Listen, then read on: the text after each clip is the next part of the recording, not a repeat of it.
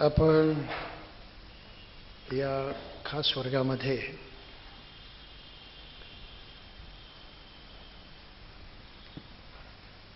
Thinking empowerment, वैचारिक सबलीकरण या दृष्टीनं आपलं स्वतःचं सबलीकरण करण्याचा किंवा एम्पॉवरमेंट करण्याचा प्रयत्न करीत आहोत. विचारशक्ती ही जगातली एक अत्यंत महान शक्ती मानलेली आहे. इंटेलेक्ट किंवा ज्याला बुद्धिमत्ता आपण म्हणतो, त्या बुद्धिमत्तेचा मूळ भाग, the core of intellect, is supposed to be the thinking power of mind. माणसाची विचार करण्याची काय शक्ती आहे त्याला प्रामुख्यानं बुद्धिमत्तेचा सार म्हटलं जातं, गर्भ म्हटलं जातं. त्यामुळे intellect is not only memory, intellect is not only understanding, intellect is not only imagination, intellect is ultimately supposed to be the power of thinking. कल्पना करणं, स्मरणात ठेवणं, जाणणं यालाच केवळ बुद्धिमत्ता म्हणत नाहीत. तर विचार करण्याची शक्ती किती आहे त्याला प्रामुख्याने बुद्धिमत्ता म्हटलं जातं. आणि म्हणून basic power of human being is thinking power. विचार करण्याची शक्ती ही माणसाची मूलभूत शक्ती आहे. आणि ही शक्ती व्यावहारिक शिक्षणातून नाना प्रकारच्या विषयांचं ज्ञान ग्रहण करून वाढवता येते. ते असतं एक रॉ मटेरियल. आपल्या विचाराला, आपल्या सामर्थ्याला पुरवलं जाणारं ते रॉ मटेरियल असतं. Knowledge of different sciences, different fields of knowledge, different things of knowledge is only a raw material which helps you think properly, widely and effectively. हे थोडंसं आपण लक्षात घेतलं पाहिजे. आणि ह्या एम्पॉवरमेंटच्या बाबतीमध्ये आपल्या देशामध्ये खूप मागासलेपणा आहे. याला बौद्धिक क्षमता म्हणतो आपण. या बौद्धिक क्षमतेच्या बाबतीमध्ये खूप मागासलेपणा आहे. आणि या मागासलेपणाचं मुख्य कारण आहे जातीनं घातलेली बंधनं, जातीनं निर्माण केलेल्या संकल्पना, कन्सेप्ट्स आणि रीतिरिवाज. त्या रीतिरिवाजांना तुम्ही सत्य मानलं, त्या कल्पनांना सत्य मानलं, तर तुम्ही ही धर्म किंवा आणखी कुठल्या नावानं श्रद्धा म्हणून स्वीकारल्या तर तुम्ही आपल्या स्वतःला एक कुंपण घालता. You set limitations. आणि मग आपली ही वैचारिक शक्ती जी आहे ती दुबळी होते. हा थोडासा महत्त्वाचा विचार जेव्हा तुम्हाला लक्षात घेतला पाहिजे. मग तुम्ही त्या अँगलनं, त्या भावनेतून, त्या श्रद्धेतून, त्या प्रवृत्तीतून विचार करायला लागता. मग जर तुम्ही ब्राह्मण असाल फॉर एक्झाम्पल, मग तुमची प्रवृत्ती काय आहे? आम्ही सर्वात श्रेष्ठ, आमचं स्थान, आमचं महत्त्व हे सर्वात श्रेष्ठ. मग आपलं श्रेष्ठत्व जपण्याच्या पद्धतीनंच तो बाकीच्या गोष्टीचा विचार करेल. हे लक्षात आलं? एक लिमिट सेट झालेला आहे आणि त्या लिमिटच्या तो बाहेर जाणार नाही. म्हणून मग ज्या फॅक्ट्स असतील, वस्तुस्थिती असेल, माहिती असेल, ती डिस्टॉर्ट करेल, तो बिघडवून टाकेल, आपल्या सोयीप्रमाणे त्याचा अर्थ लावण्याचा प्रयत्न करेल. आणि तिथे त्याची थिंकिंग पॉवर जी आहे ती कमजोर होते. कशी? वन साइडेड होते. डू यू अंडरस्टँड दिस? आणि ही त्यातली जी गंभीरता आहे मानसिकदृष्ट्या, ही गंभीरता लक्षात घेऊनच बाबासाहेबांनी अनलिक्शन ऑफ कास्टवरती इतका जबरदस्त प्रहार केलेला आहे. This is the root cause of India's backwardness. This is the root cause of every suffering that Indians undergo. हे थोडंसं लक्षात घ्या. Mental slavery is the worst kind of slavery. मानसिक गुलामगिरी ही सर्वात भयंकर स्वरूपाची गुलामगिरी आहे. तुम्ही व्यवहारामध्ये, वागण्यात, जगण्यात सारे काही मुक्त आहात, पण मनानं जर गुलाम असाल तर तुम्हाला तुमचं आयुष्य जे ते घडवता येत नाही आणि खऱ्या अर्थाने एन्जॉय सुद्धा करता येत नाही. म्हणून माणसाच्या बुद्धिमत्तेवरती जे काही लिमिटेशन्स टाकले जातात, त्याला मर्यादा घातल्या जातात, त्याला एकांगी बनवलं जातं, वन साइडेड. ती सारी मानसिकता नष्ट करणं हा माणसाच्या स्वातंत्र्याचा मूळ अर्थ आहे. त्यामुळं अनायलेशन ऑफ कास्ट, जातीविच्छेद, याचं महत्त्व काय ते थोडंसं आपण लक्षात घेतलं पाहिजे. माझी तशी प्रामाणिक इच्छा आहे की जातीविच्छेद हा विषय आपल्या शाळा कॉलेजेसमधून एक कंपल्सरी विषय म्हणून शिकवला जावा, इतकं त्याचं महत्त्व आहे. मी काय म्हणतो लक्षात येतं नाही, इतकं महत्त्व आहे की या कल्पनेनं, या भावनेनं, जातीच्या ह्या रोगानं या देशातला प्रत्येक मनुष्य रोगी झालेला आहे. आणि त्या रोगाचं नियंत्रण करणं, त्यातून माणसाला मुक्त करणं, हे तर खरं माणसाच्या स्वातंत्र्याचं मुख्य ध्येय आहे. त्यातून तो स्वतंत्र होऊ शकतो. आणि नेमकं आजही इतक्या वर्षानंतर विज्ञान युगामध्ये वावरूनही मनुष्य या अज्ञानामध्ये जगतो, ही तो गोष्ट खरी आहे. विज्ञान युगामध्ये ह्या अज्ञानानं जगणं हा किती मोठा पॅराडॉक्स आहे, विरोधाभास आहे. आणि म्हणून पर्यायानं मग गोष्टी येतात कुठे, we come down to a principle, एका महत्त्वाच्या तत्वावरती आपण येऊन पोचतो. ते असं की याचं जर एवढं महत्त्व आहे तर जो समाज यामुळं पिढ्यानं पिढ्या रंजला गांजला गेलेला आहे, नाना प्रकारे अन्यायग्रस्त झालेला आहे, त्या समाजानं तरी प्रथम या रोगातून आपली संपूर्ण मुक्ती साधली पाहिजे. हे बहुजनांचं काम आहे. आणि दुर्दैव असं आहे की बाबासाहेबांना मानणारा बहुजन जो आहे तो नेमकं त्यांचं ऐकायला तयार नाही, ऐकतच नाही. ऐकणं आपण कशाला म्हणतो, ऐकणं कशाला म्हणतो, जसं पहा घरामध्ये मुलं गडबड करतात, आपण काहीतरी विषयावरती बोलतात, पण मुलांचा उद्रेक आहेच, गडबड आहेच, आणि मग आपण बोलतो, कितीही सांगा मुलं ऐकत नाहीत, असं बोलतो ना आपण. मग याचा अर्थ आपण असं समजायचं का की ते बहिरे आहेत, they are deaf of hearing? नाही, त्यांना ऐकू येतं, टेक्निकली त्यांना कळतं सुद्धा, समजत नाही असं नाही, कळतं. तरी सुद्धा आपण म्हणतो ते ऐकत नाहीत, याचा अर्थ ते त्याप्रमाणे वागत नाहीत असं आपल्याला म्हणायचं असतं. लक्षात आलं? म्हणजे ऐकणं याचा खरा अर्थ आपल्याला काय अभिप्रेत आहे, त्याप्रमाणे वागणं. म्हणून मला सरळ प्रश्न आपला विचारायचा तो असा की ही बाबासाहेबांचं तरी लोक ऐकतात का? उदाहरणार्थ त्यांनी सांगितलं ह्या साऱ्या मानसिक रोगातून मुक्त व्हायचं असेल तर तुम्ही धर्मांतर करा, बौद्ध बना. किती लोक बौद्ध झाले सांगा पाहू मागासवर्गीयांच्या मधून.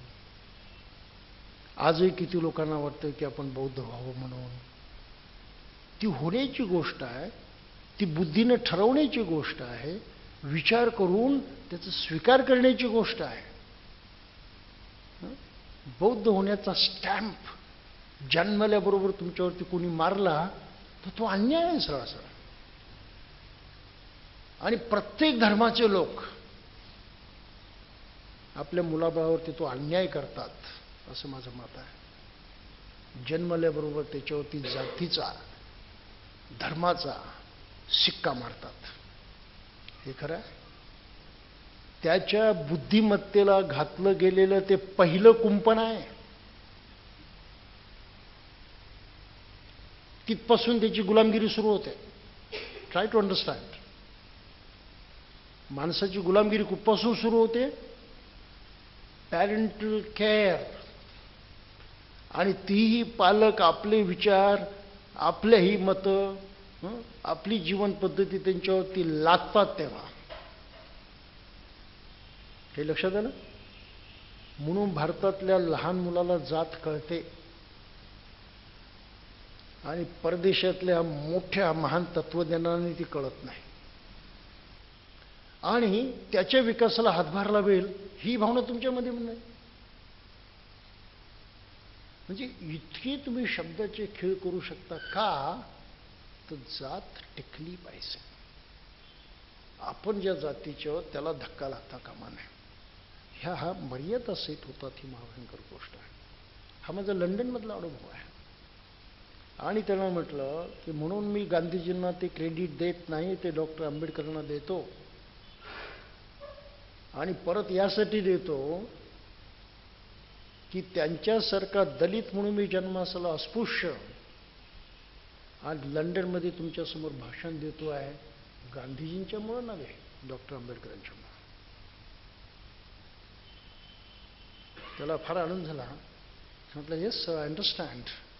म्हटलं sir excuse me but let me tell you, you did your research work at the wrong place. चुकीच्या ठिकाणी तू रिसर्च वर्क केलंस. तू भारतात येऊन रिसर्च वर्क करायला पाहिजे होतं आणि भारतातल्या दलितांना विचारायला पाहिजे होतं. एवढी चूक तुझ्या हातून झाली नसते. बरोबर आहे? म्हणजे हे कसे सेट होतात ते पहा. आणि म्हणून बाबासाहेबांनी ह्या जातीभेदावरती इतकं काढाआडून हल्ले केलेले आहेत. कदाचित आपल्याला ती अतिशयोक्ती वाटते की एवढं त्याचं काय महत्त्व आहे, कशाला एवढं ताणायचं, असंही वाटेल आपल्याला. परंतु त्याशिवाय पर्याय नाही, ही तळमळ डॉक्टर आंबेडकरांच्या मनामध्ये होती. म्हणून बाबासाहेबांचं ते मन समजून घेण्याचा प्रयत्न करा. एवढं नेगेटिव्ह बोलले म्हणे, एवढी नेगेटिव्ह टीका केली. अरे गरजच आहे त्याचं. एखाद्या रोग्याला टीबी झाला असेल तर त्या डॉक्टरला सांगावं लागतं, बाबा तुला टीबी झाला आहे म्हणून ही अत्यंत जहरी कडू औषधं तुला नको आहे ते मला माहीत आहे, पण तुला पर्याय नाही ती खाल्ल्याशिवाय. बरोबर आहे? आणि जेव्हा त्या रोग्याला पडतं की नाही आपला टीबी झाला आता याच्याशिवाय काही पर्याय, तेव्हा तो खातो. मोठ्या आनंदानं खातो का? त्याला सांग नाही तुला तसं काही झालेलं नाही, मग म्हणजे औषध कशाला देता? साधा प्रश्न आहे. तुला काही झालेलं नाही मग औषध कशाला देतो? म्हणे खायचंच नाही तो. म्हणून सत्य सांगावंच लागतं. कटू असलं तरी सांगावंच लागतं. आणि ते काम बाबासाहेबांनी जेवढ्या ताकदीनं केलेलं आहे तेवढं कोणीच केलेलं नाही. हा अतिशय महत्त्वाचा विचार आपण लक्षात घेतला पाहिजे. आणि म्हणून ते म्हणतात की जातीचे जिथे जिथे कुठे समर्थक असतील त्यांच्या बेळातून त्यांना शोधून काढलंय बाबासाहेबांनी पुढे मांडलेलं आहे. कोणाला स्पेअर केलेलं नाही. मग उघड जे विरोध करायचा, उघड जे शत्रू आहेत त्यांच्यावरती हल्ले चढवलेत. छुप्यांचं काय? छुप्यांना सुद्धा त्यांनी सोडलं नाही. आणि तोच भाग इथे याच्यामध्ये आलेला आहे. काय त्यांनी म्हटलं?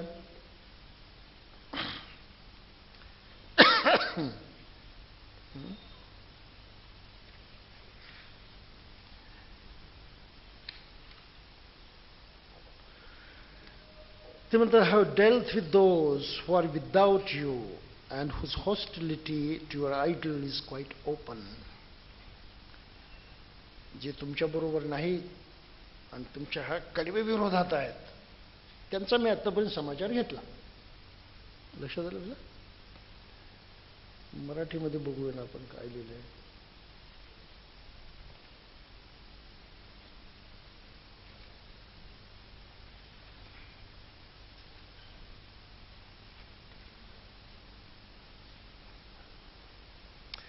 जे तुमच्याबरोबर नाहीत आणि ज्यांचे तुमच्या आदर्शाशी असलेले वैर अगदी उघड आहे त्यांचा मी समाचार घेतलेला आहे.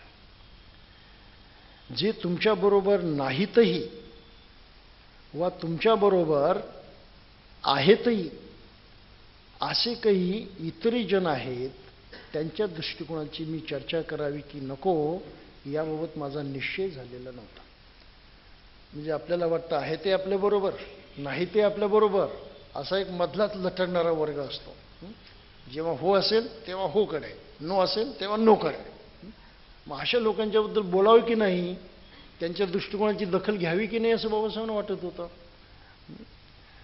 आणि माझा निश्चय झाला होता म्हणतात. तर शेवटी काय म्हणतात, परंतु पुढे विचार करता मी त्यांचा परामर्श घेतलाच पाहिजे या निर्णयाप्रती येऊन पोचलेलो आहे.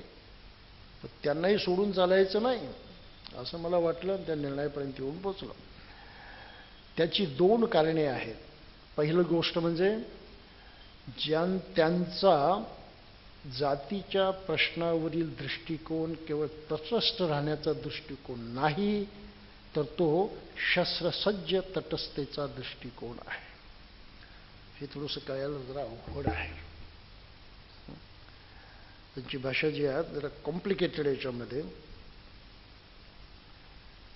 Firstly, their attitude to the problem of caste is not merely an attitude of neutrality, but it is an attitude of armed neutrality. Armed neutrality.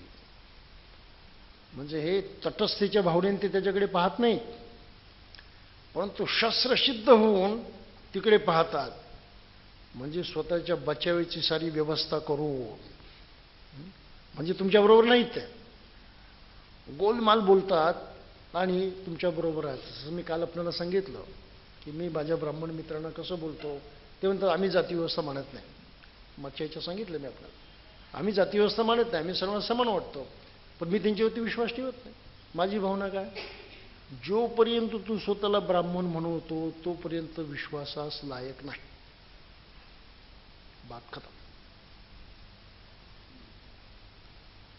भारतामध्ये आपल्याला तो दृष्टिकोन स्वीकारला पाहिजे. जो कोणी जातीला मानतो त्याला ते सांगितलं पाहिजे की जोपर्यंत जातीत अडकलेला आहेस तोपर्यंत बाबा तूही स्वतंत्र नाहीस आणि मलाही स्वातंत्र्याच्या गप्पा मारून काय उपयोगाचं आहे. हे काही लक्षात आलं. त्यामुळं जाती व्यवस्थेकडे पाहण्याचा इतका स्पष्ट दृष्टिकोन असला पाहिजे आणि तो जोपर्यंत येत नाही तोपर्यंत त्या प्रश्नावरती कुठला म्हणूया की उपाय करता येत नाही. म्हणून बाबासाहेबांनी छुप्यांना सुद्धा जमेस धरलं, सोडलं नाही त्यांना. आणि मग त्यांची भाषा त्यांच्या बाबतीमध्ये मोठी गंभीर आहे. आणि असे तटस्थतेची भूमिका घेऊन वागणारी माणसं संख्येनं बरीच असतात असं त्यांचा दुसरा एक आरोप आहे. म्हणून ते काय म्हणतात ते पहा. ते उदाहरण देतात, मुस्लिम, शीख वगैरे या लोकांच्या मध्ये सुद्धा जाती व्यवस्था आहे. आम्हालाच का नावं ठेवता हिंदूंच्या मध्ये आहे म्हणून, असंही दृष्टिकोन म्हणतात. गंमत अशी आहे त्याच्यामधली की मुसलमान आणि ख्रिश्चनांच्या मध्ये जाती व्यवस्था आहे फक्त भारतात. त्यांचे धर्म जिथे निर्माण झाले तिथे आहे का, नाही. म्हणजे तुम्ही पहिली थाप मारली ना, नंबर 1 ची थाप, नंबर 2 ची थाप. हिंदूंच्या जाती व्यवस्थेच्या प्रत्येक जातीचे आचार विचार हे पक्के ठरलेले आहेत आणि त्या जातीच्या घराण्यामधली ती परंपरा आहे, तसंच वागायचं आणि तसंच करायचं. त्याच्यात कुणी बदल केला तर जात रागावते, जातीचा विरोध होतो. म्हणून धर्म तो काही म्हणो, तो शंकराची पूजा करू, आणखी कुठल्या देवाची पूजा करू, पण तो त्यामुळं त्याच्या जातीतलं जे घरातलं वातावरण आहे त्याच्यात फरक पडत नाही. आणि त्या जातीच्या बंधनाला त्याने नाकारलं की जात विरोध करते. उदाहरणार्थ खाप पंचायत. काय ह्या क्षत्रियांचं म्हणणं आहे, क्षत्रिय जात आहे ती स्वतःला म्हणते की आमचं क्षत्रियत्व कायम राहावं, आमची जात शुद्ध राहावी, म्हणून आमच्या जातीतल्या मुलामुलांनी आंतरजातीय विवाह करू नये, आंतरगोत्राचे विवाह सुद्धा करू नये. आणि जर कोणी केले तर भले आम्ही एका देवाची पूजा अर्चा करणारे जरी असलो, एका धर्माला जरी मानणारे असलो, तरी आम्ही त्यांना जिवंत ठेवणार नाही जे आंतरजातीय विवाह करतात. हे बरोबर आहे.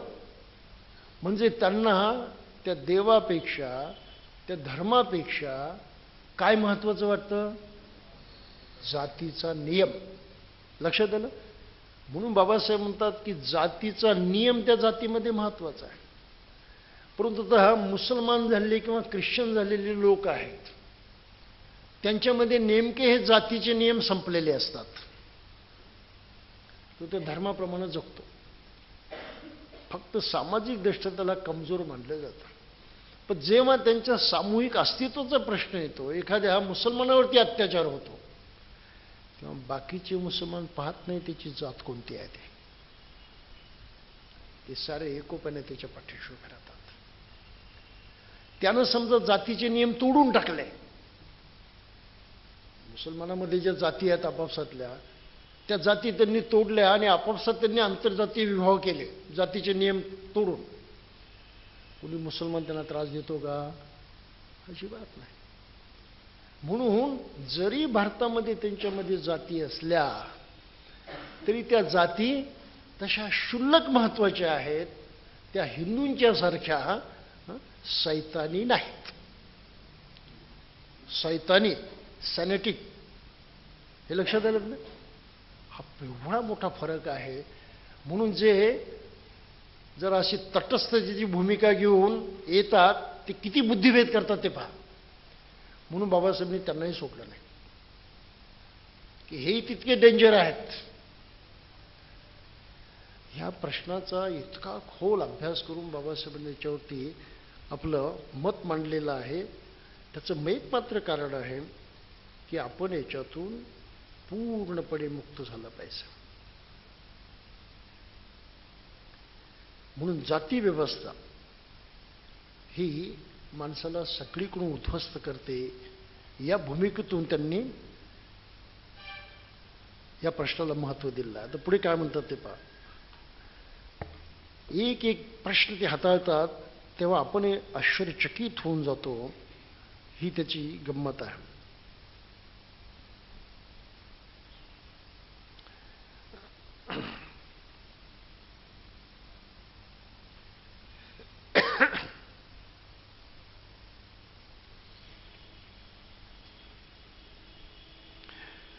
इतर जातीमध्ये ते म्हणतात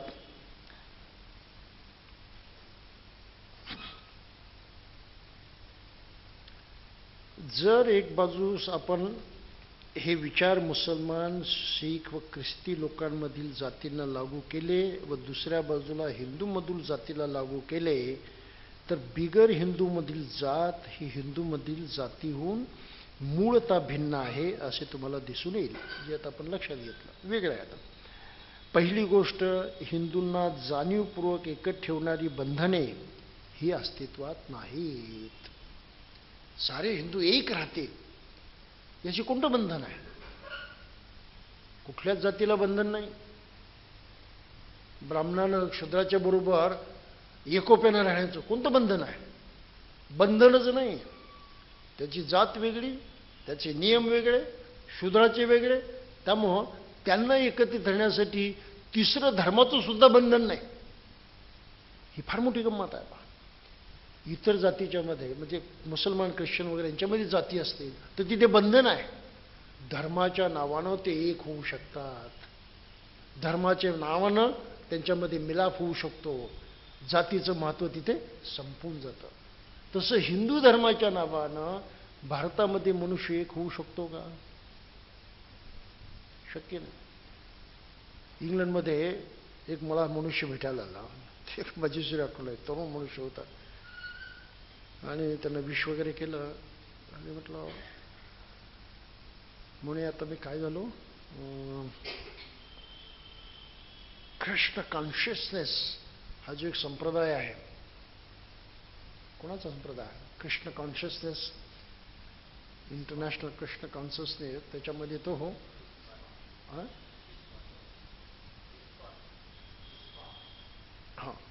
तर त्याच्यामध्ये मी हे झालं म्हणजे दीक्षा घेतली मी हिंदू धर्माची. हिंदू धर्माची दीक्षा घेतली. म्हटलं मग तुझी जात कोणती? व्हॉट? हिंदू झालास ना तू? Yes, I have become Hindu. मग तुझी जात कोणती? व्हॉट? तुला जात नाही माहीत? No, I don't know. तुला कुणी दिली नाही? Nobody told me. मग तू हिंदू झाला कसा? त्याला काहीच कळेना, इतका गोंधळून गेला तो. तिने म्हटलं, हिंदू मनुष्य जातीशिवाय हिंदू असूच शकत नाही. एक मला हिंदू दाखवा ज्याला जात नाही. आहे का? नाही. आणि मग हिंदू बनायचं, हिंदू धर्माची दीक्षा घ्यायची, तर तुम्हाला कुठली ना कुठली जात चिकटली पाहिजे ना. म्हटलं, तुला कोणती जात दिली? मग त्याला ते थोडंसं समजावून सांगितलं. आणि तेव्हा एवढ्या चिंतेमध्ये, they have made fool of me. मला मूर्ख बनवलं म्हणे त्यांनी. मी म्हटलं, खरंच मूर्ख बनवलं. तू का नुसतं आपल्या त्या पखवाजीच्या तालावरती नाचत गेला का? कृष्णाची गाणी का? हा असा प्रकार आहे पा. त्यामुळं हिंदू मनुष्य जातीत जन्मास येतो, जातीत जगतो, जातीत मरतो. जात हाच त्याचा शेवटचा अंतिम धर्म असतो. बाकीचा तो कुठलाही धर्म स्वतःला म्हणून ती गोष्ट खरी नसते. हे अत्यंतिक महत्त्वाचं प्रतिपादन बाबासाहेबांनी पुढे मांडलेलं आहे. म्हणून भारतात जर 4000 जाती असतील तर 4000 धर्म आहेत. नो धिस वेल. म्हणून मी हिंदू आहे, हिंदुत्वाचा मला अभिमान आहे. अरे कशाचा अभिमान? काय बोलतात हे तरी तुम्हाला कळतंय? बुद्धी जागेवरती आहे? विचार करण्याची शक्ती जागेवरती आहे? तुम्ही अपंग झाला आहे, अपंग झालेला आहे. Your mind is crippled, your intellect is crippled. You are not healthy person. हे काही लक्षात येतं आपल्या? म्हणून हिंदू म्हणणं स्वतःला हाच एक जोक आहे. त्यापेक्षा दुसरं काही नाही. It's really a joke. ज्या काळात बाबासाहेब बोलत होते त्या काळात हे समजणं कठीण होतं. का? तर अज्ञान होतं, समजदारी फारशी नव्हती. मेजॉरिटीने शाळेचं तोंड बघितलेलं नव्हतं.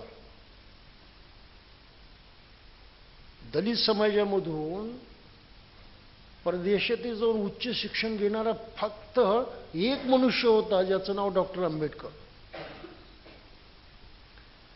आज दलित समाजातले, बहुजन समाजामधले कित्येक लोक परदेशामध्ये जाऊन शिक्षण घेतात, परदेशात जाऊन नोकऱ्या करतात.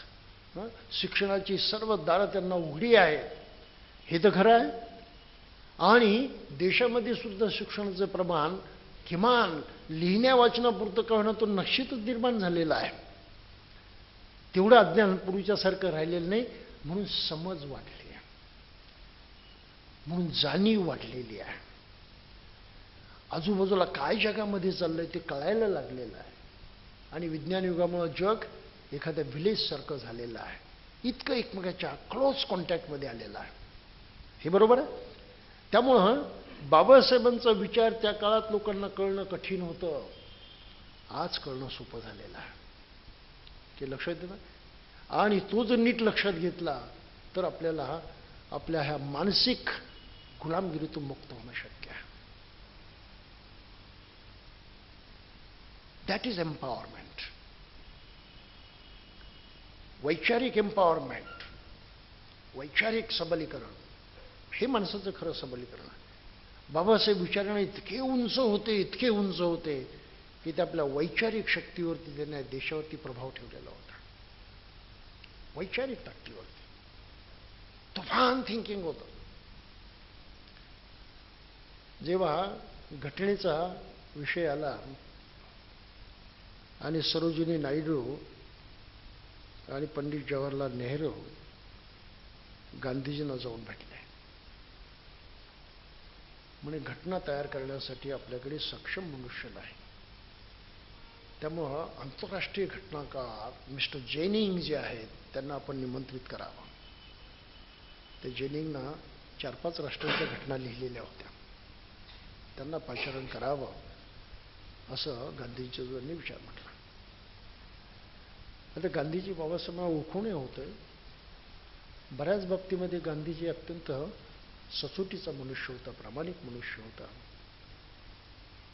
आता मानसिक कुंपण पडलेलं होतं जातीचं धर्माचं, त्यामुळं गांधीजींना त्या कुंपणातून काही बाहेर पडता आलं नाही, ही त्यांची कमजोरी होती.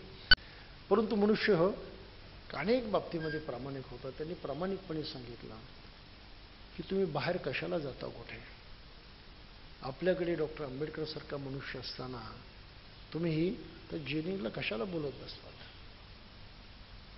आणि गांधीजींचं एक क्लिअरन्स मिळाल्यामुळं बाबासाहेबांना नेहरूंनी निमंत्रण पाठवलं मंत्रिमंडळात दाखल होण्याचं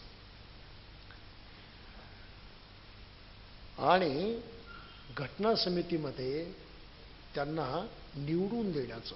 तो मोठा इतिहास आहे आणि फार वेगळा इतिहास आहे. काँग्रेसचा सभासद नसणारे डॉक्टर आंबेडकर, काँग्रेसचे कठोर टीकाकार असणारे डॉक्टर आंबेडकर, त्यांना काँग्रेसनं आपली मतं देऊन घटना समितीत निवडून दिलं. आहे ना चमत्कार. ह्या चमत्काराची दोन अंग आहे. गांधीजीसारखे नेते होते ज्यांच्याजवळ काही विचारसरणी होती, काही इमानदारी होती, काही प्रामाणिकपणा होता. आणि बाबासाहेबांच्या जवळ ती योग्यता होती. अशा दोन गोष्टींच्यामुळं त्यांना जाता आलं. तो इतिहास फार वेगळा आहे. पहिली गोष्ट, गोविंद वल्लभ पंत त्यांचे हे होते व्हीप, आणि त्यांनी जाहीर केलं जेव्हा इलेक्शन आल्या घटना समितीच्या, तेव्हा त्यांनी जाहीर केलं डॉक्टर आंबेडकरांना मी ह्या संविधान सभेत येऊच देणार नाही. आम्ही संविधान सभेत येण्याचे सारे दरवाजे बंद करून टाकलेले आहेत.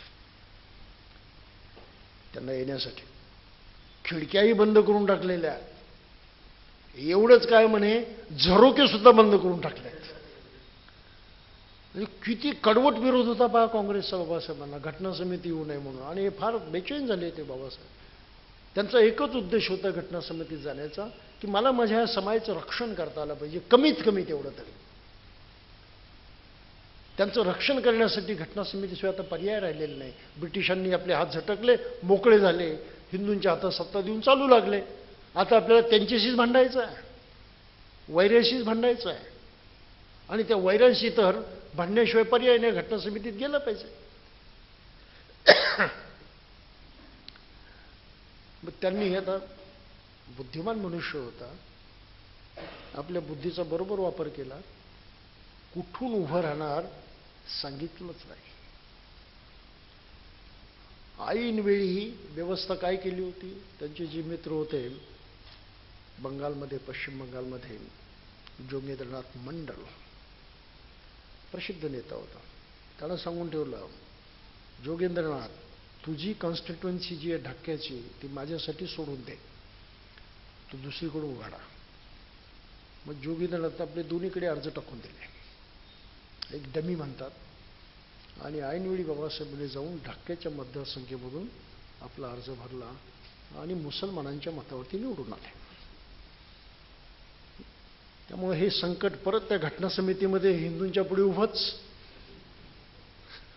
ही अशी परिस्थिती झाली ना, call the devil and devil is present there, अशा प्रकारची परिस्थिती झाली. आणि मग तिथे नेहरूंनी स्वातंत्र्याचा ठराव मांडला. त्यांनी मध्य मुंबईमधून, सेंट्रल बॉम्बेमधून बॅरिस्टर जयकर यांना निवडून दिलं होतं काँग्रेसनं.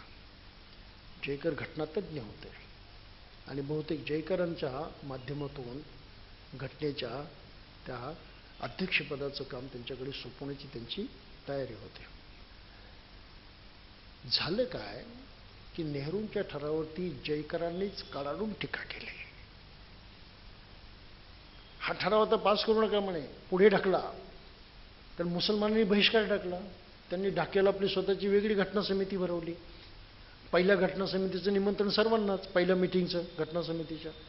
त्यामुळे बाबासाहेब इथे हजर राहिले, मुसलमान तिकडे हे गेले. नियमाप्रमाणे बाबासाहेब मुसलमानांच्या मतदारसंघातून निवडून आले. मग त्यांनी कुठे जायला पाहिजे, पाकिस्तानच्या घटना समितीमध्ये. पण पहिल्या मीटिंगचे निमंत्रण सर्वांनाच असल्यामुळं ते मात्र इथे हा घोटाळा लक्षात घ्या. आणि तिथे त्यांनी नेहरूंच्या ह्या ठरावावरती टीका केली, पण इतकी सुंदर टीका केली. बॅरिस्टर जयकरांनी टीका केली तर सारं सभागृह बिथरलं, नाही पाहिजे मनुष्य आम्हाला. आणि बॅरिस्टर जयकर मोठे स्वाभिमानी मनुष्य होता. जेव्हा त्यांचा अपमान झाला तेव्हा त्यांनी ठरवलं की नाही राहायचं आहे, त्यांनी राजीनामा देऊन टाकला. म्हणजे त्यांच्या हातातला एक मनुष्य गेला. बाबासाहेबांनी त्याच याच्यावरती भाषण केलं आणि तेही तिसऱ्या दिवशी काहीच तयारी नव्हती. त्यांनी भाषण बोलून दाखवलं, माझी तर काहीच तयारी नाही. आणि अचानक राजेंद्र बाबूंनी माझं नाव पुकारलं. मला वाटलं माझ्या अगोदर 50-60 माणसं बोलणार आहेत, ती बोलल्यानंतर आपला नंबर येईल, म्हणून मी काही तयारी न करता इथे आलो आणि त्यांना बोलावं लागलं. पण त्यांचं भाषण इतकं सुंदर होतं, ते आपण आवर्जून वाचा. मूळचं इंग्लिश भाषण जरूर वाचा, प्रसिद्ध आहे ते.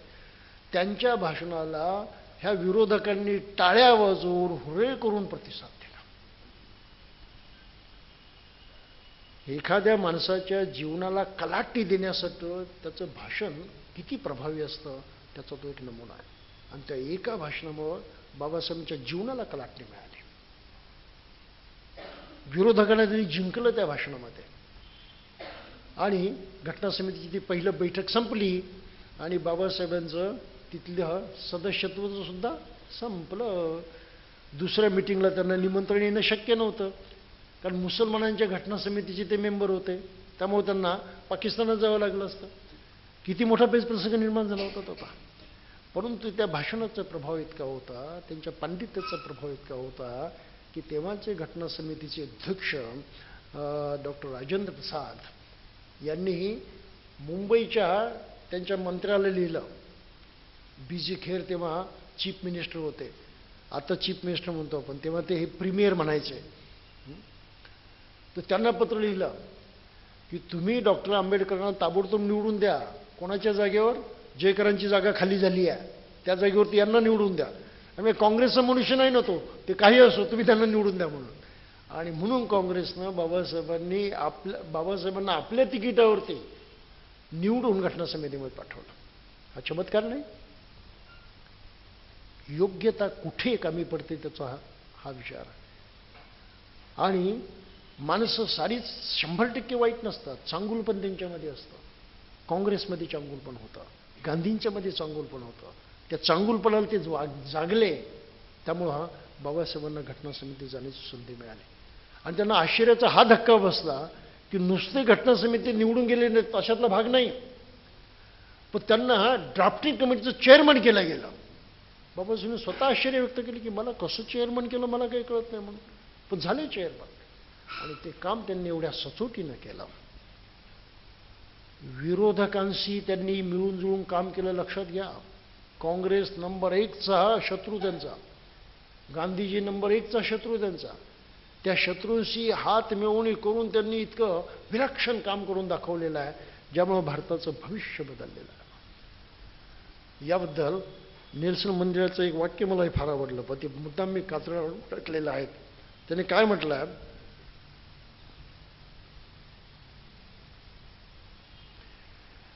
if you want to make peace with your enemy, you have to work with him. Then he becomes your partner. आपल्या शत्रूच्या बरोबर समझोता करायचा असेल, शांती स्थापन करायची असेल, तर तुम्ही त्याच्याबरोबर काम केलं का पाहिजे आणि त्याला पार्टनर केलं पाहिजे. या समाजामध्ये निर्माण होणं शक्य नाही जोपर्यंत जात नष्ट होत नाही. म्हणून सहानुभूती जातीच्याबद्दल असणारे आणि इतरांच्यामध्ये जाती आहेत, मग आपल्याच जातीला कशाला नावं ठेवा असे म्हणणारे माणसं किती भ्रमामध्ये आहेत हे बाबासाहेबांनी याच्यावरून स्पष्ट केलेलं आहे.